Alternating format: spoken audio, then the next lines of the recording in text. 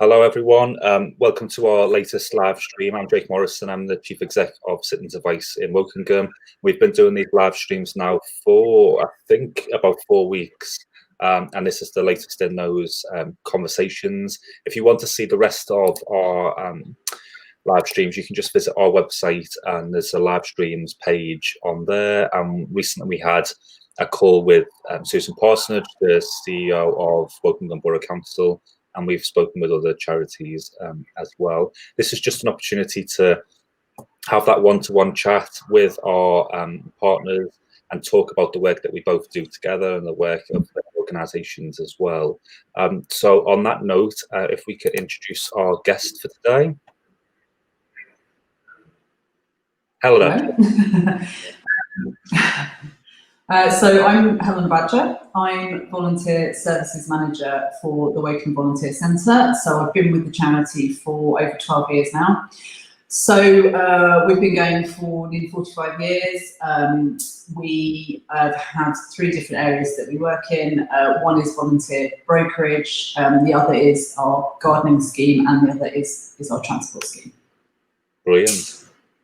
So we first met it when we oh god, it was just over a year ago, wasn't it? It was in January. It was that fair that you did in the town hall. So that was my first sort of insight into what you do. So can you tell us about that side of stuff?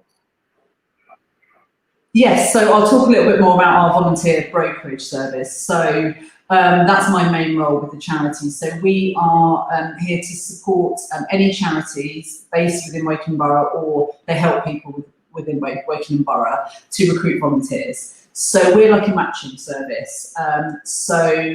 Charities will come to me, and if they're in need of any volunteers, they will register their roles with us.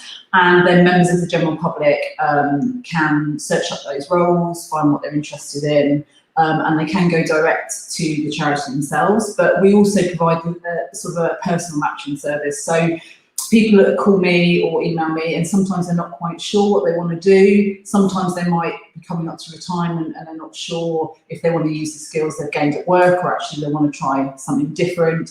So in normal circumstances, I would meet them on a face-to-face basis if possible. And then we'll talk through what their passions are, because it's really important for us not to shoehorn volunteers into what's needed. It's what they want to do. Because it's a long-term commitment, and it's we want volunteers to be passionate about what they want to do. So it's something that we care about at the Volunteer Centre, and we really want those relationships to be long-term, because it benefits both the charities they volunteer with, and obviously themselves as well, and they get so much more out of it. So yeah, so we that's the volunteer brokerage. We, as you mentioned, we run a twice yearly event, our volunteer recruitment fair. So that is, in more recent years, been at the town hall. So we have 15 different charities there on the day, and anything upwards of 100 to 200 people through the door, which is fantastic. It's a really amazing event, just championing volunteering itself, and everyone's really passionate about what they're doing. And it's just a great opportunity for those charities to meet people on a face-to-face basis, and also to meet other charities as well.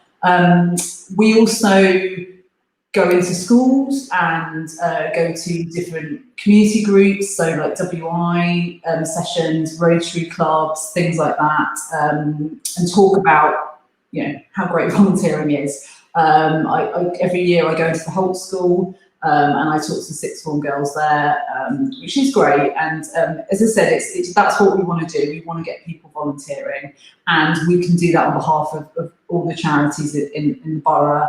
And it's really good, I think, particularly for those smaller charities that don't have the marketing or the voice to be able to do it. So yeah. Yeah, and I think the fair, I think I've been to 2. I don't think you let us come to the last one, did you? Wasn't it? Yeah, 2 or 3. I was on the last one for coming back to you too late. But I think I've been to 2 last year, and they're very, very busy, and there's lots of different types of charities all under one roof, which is really good. And as you know, we've got around 80 volunteers as a local charity, and lots of them have come through Wokingham Volunteer Centre, either at the fair or on your website. But also, at least 2 of our current trustees came from the brokerage service, because you linked, I remember certainly Sarah with last year, you linked us up there in terms of that conversation about suitable roles. So certainly a big advocate of those services that you do there. But when I came to your AGM, which again I think was early September, wasn't it, last year? Yes. That's when I properly learnt about lots of the other stuff that you do. So I was going to say in no sense, but you are starting some of them back up, aren't you? So what do you do? What's available now, and how can people get involved? Okay, so as I said, we have the volunteer brokerage, which I've already explained how that works. So our other schemes are the Green and Tidy Gardening Scheme. So that has been up and running for about 7 years now. So that is borough-wide. So we have a Green and Tidy coordinator, a member of staff who runs the whole thing. And we currently are doing about 150, 160 gardens across the whole borough. So it's aimed at people who are unable to pay for a gardener and are vulnerable and are isolated. And it's, you know, and their garden is so much more than a garden. It's their safe space, but also if gardens get overgrown, they can be target for road traders. And we've found that through our scheme, it's massively reduced the number of people being hit by road traders, which is really important. So the clients are really grateful because it makes them feel safe in their own home. They obviously are less likely to have a fall because sometimes they just get frustrated and want to go out and try and garden themselves, and it's not always safe. So the scheme runs from Monday through to Saturday. We have teams of volunteer gardeners, so probably something like 5 or 6 gardeners will go out together. And depending on the time of year, it might just be grass cutting, it might be clearing leaves, things like that. But it's fantastic. So it restarted 3 weeks ago. So they're going out, obviously socially distancing, which is something you can do while gardening. So the clients, the feedback's been brilliant. The clients have been so delighted. They all wear green t-shirts when they go out gardening, and just after 3 months, for some of the most vulnerable people to not see anybody, for them to sort of see those green t-shirts back through the window, it's just been really reassuring. So it's so much more than a gardening scheme, if that makes sense. So, sometimes they'll sort of, in other times, they'll make a cup of tea or a piece of cake, and it can be the only people they see from a week-to-week basis. So it's really important. And actually, through the coronavirus, some of the gardeners became volunteer befrienders over the phone to the clients, which was lovely. So it was faces that they knew, and they picked up the phone once a week for 12 weeks. So that's been really nice. So yeah, that's back up and running now. And then the other scheme we run is the Wokingham Transport Scheme, which has been running as long as we have. So we have currently about 600 clients. They all live within the Wokingham immediate area, so we just cover Wokingham, Finchampstead, Winnersh and Barkham. And again, it's mainly isolated elderly people who either cannot drive or aren't well enough to drive. And we have around about 60 volunteer drivers who use their own car. So they will pick up the person, take them to mainly medical appointments, accompany them in, wait for them, and then take them home again. So again, it's much more. It's not just a driver; it's a befriender. They love the company, although they're going to medical appointments. It's actually a chance to talk to somebody else. So that's fantastic. And recently, as of January, we expanded the scheme. So we are part of the Friendship Alliance, along with a number of other small charities in the borough, which is aimed at reducing isolation. And mainly with the elderly. So we were able to expand the scheme from only doing medical appointments to social as well. So we started doing trips for shopping, lunch clubs, sort of exercise classes and things like that, which was brilliant. So it just got off the ground, and then unfortunately everything happened in March. But as I said, with the transport scheme started up again this week. So we are starting to do medical appointments, and we will start those social trips as well once it's safe to do so. So yeah, as I said, we have about 650 clients and about 60 drivers out there, and yeah, it's a fantastic scheme. So if people want to volunteer for that, it's just the same website, is it? Do you put your vacancies up on there? Yes. Yeah, or they can. If they're interested in gardening or driving, they can email me at my email address, which is on the website, or absolutely go to the website and the roles are on there. So we would welcome anybody else who's interested. And there are other schemes. So what we try and do with the driving scheme is keep our drivers very local. But if there's anybody who's interested in driving but lives in sort of early Woodley, Twyford, there are also schemes based there as well. So they're welcome to contact us, and I can put them in touch with them. That's a good one. And what about if you want help then with your garden and you're eligible and stuff? Is that are you taking inquiries for that, or is that just waiting at the moment? At the moment, there is a small waiting list for gardening, and the same with transport. But please do get in touch with us. As I said, it's the details are on our main website, and we'll have a chat to you just to see whether you're eligible, whether we can help you, and but we'd be delighted to talk to people if they're not sure and they think they need help. So. Yeah, brilliant. Okay, and then let's go on then to coronavirus and. 16 weeks ago now, I think it was, when your previous manager, Christine, and I and lots of others went into Wokingham Town Hall to talk about the pandemic and what was going on, and you left the Town Hall. Yeah. I'm sure you then got a call or a very rushed back to the office to tell you were going to be delivering prescriptions to everyone across the borough. So yes. Tell us about that. So as you said, it all happened very quickly, obviously. So it was all, what was needed across the borough was discussed as a group of local charities, and like you said, we divided up who was going to help with what. So we stepped up and offered to help with the prescription service, simply because obviously it's quite close synergy to what we were doing with the transport scheme, and the nature of the transport scheme is it had to stop because obviously the normal NHS appointments weren't happening. So our drivers were very keen to know how they could help. So it made sense. We already had the DBS checked drivers because obviously they're knocking on the door of sort of vulnerable people. So we had, I think, about 20 of our volunteers who were keen to help, who weren't self-isolating or felt comfortable to help. And then what we did was recruited another 20 volunteers across the borough, because as I think I said earlier, that we didn't have anybody based sort of early Woodley, Twyford, over that part of the borough. So we had sort of 20 of our existing drivers, 20 new volunteers on board. So they all signed up to what it would involve. They went to the hub, got their ID and their t-shirts, and it pretty much we hit the ground running. We would get referrals through yourself at Systems Advice, and some people would self-refer as well. That's absolutely fine. We have the details on our website.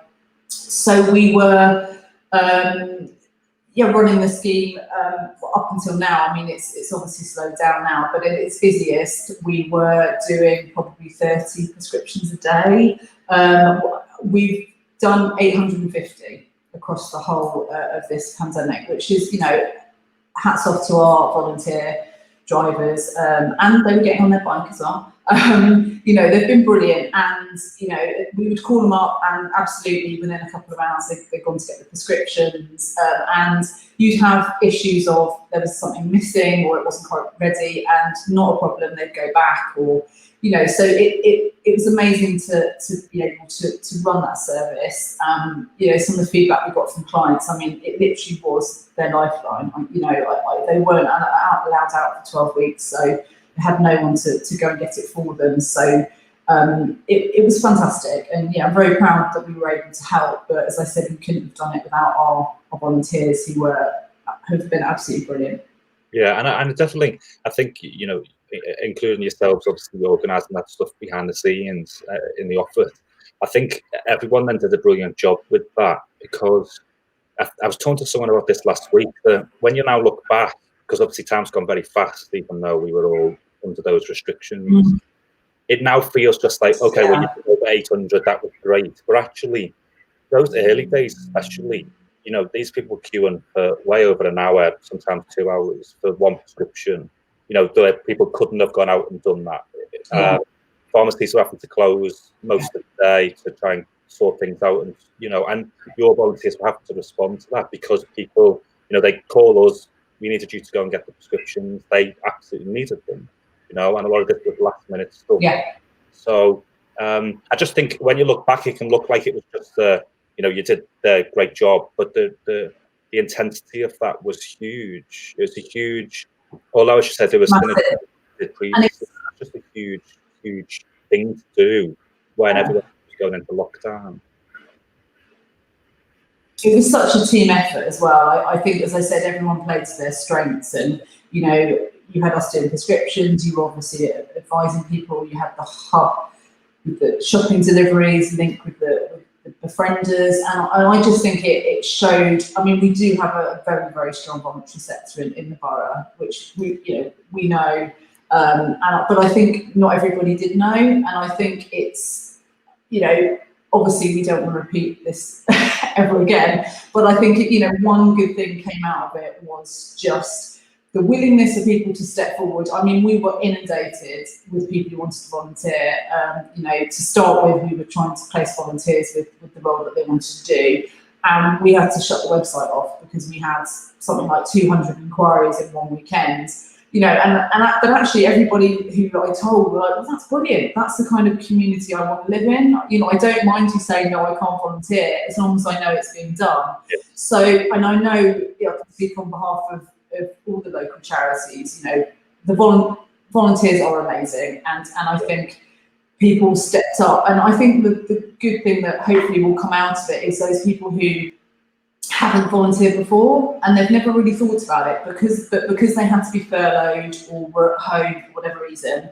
I'm hoping that some of those guys will realise what difference they made, and hopefully they will come back to it, maybe in a different capacity because it will need to fit around children or work. But that community spirit was massive, and we all hope that carries on, definitely. Yeah, well, and I think it's a good point, because if you do look at all of the charities involved, I don't know one charity that could have done everything it's done without volunteers. Certainly when we look at yours, our charity, the Hub, Food Bank, lots of the others that we absolutely relied upon during these 15 weeks, 3 months or so.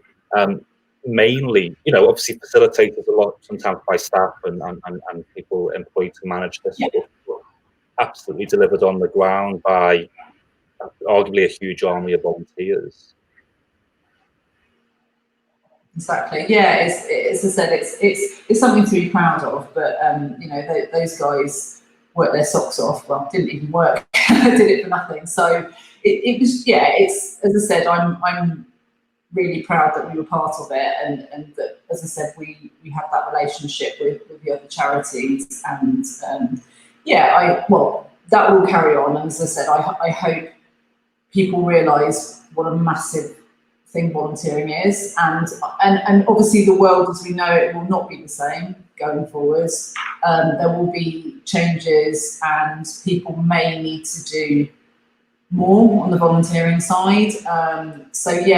But there's something for everybody. I think if people don't have to think, oh well, I was furloughed and I could give 8 hours a day or whatever. Obviously as people back to work, back to normality. If they've got an hour once every 2 weeks, there's something that will suit them. So I just say to people out there, if you want to volunteer, don't hesitate to contact us, because it doesn't necessarily take over your life. You really can fit it around your normal life, and it's just nice to have a change from your work routine and family and things like that. So it's massive. So I completely agree. So before we finish, because it's been really useful, what is next for the Volunteer Centre? What is on the radar? What's on the agenda? So I think, as I said, obviously we're pretty much up and running now, which is fantastic. What we do want to do is, as I said, focus on trying to get back to doing the social side of the transport scheme, working with the Friendship Alliance, because, as I said, unfortunately we just got everything going, and then this had to stop. So we'd really like to not only be able to get people to medical appointments, but, you know, make so much more of their life. But there's a lot of people that have been stuck in for 12 weeks. So, you know, if we can get them back out to lunch clubs and exercise classes once they happen, and even just going with somebody to get a bit of shopping, it's mad. I think lockdown has made people realise what they had before and what, you know, they're missing out on. I think for everybody. So that's important to us, is to get people back connected. We have provisionally booked our next recruitment fair for Saturday, the 5th of September. It will be dependent on social distancing rules at the town hall, so we may have to do a virtual recruitment fair. So we will update the website with information on that. But we very much don't want it to, you know, just go by the wayside. We want to get out there and support those charities. As I said, there will be charities out there who need our support more now than ever. So we want to get volunteers to the right places. And like I said, that, you know, those long-term volunteers if possible. But there will be a recruitment fair at the town hall in January, definitely. So that will probably be the third Saturday of January. So yeah, just getting out there. That's my hope, is to, when I can, go back out and meet charities, you know, find out what they want from volunteering, and get those volunteers in place, and just, yeah, I mean, increase what we're doing, really. I mean, as I said, we're there to support the voluntary sector as well as what we're doing. So we will adapt to what comes up. I think that's really important. As I said, I think we all know it's going to look very different over the next 12 months. So we'll be ready to adapt to what's needed, what the sector needs, and what the borough needs. Yeah. Well, you'll do a fantastic job, and it's great working very closely with you. So long may that continue, I should say, as well. So that's great. Absolutely. Thank you, Helena. Okay. Thanks, Joe. Speak to you soon. Bye.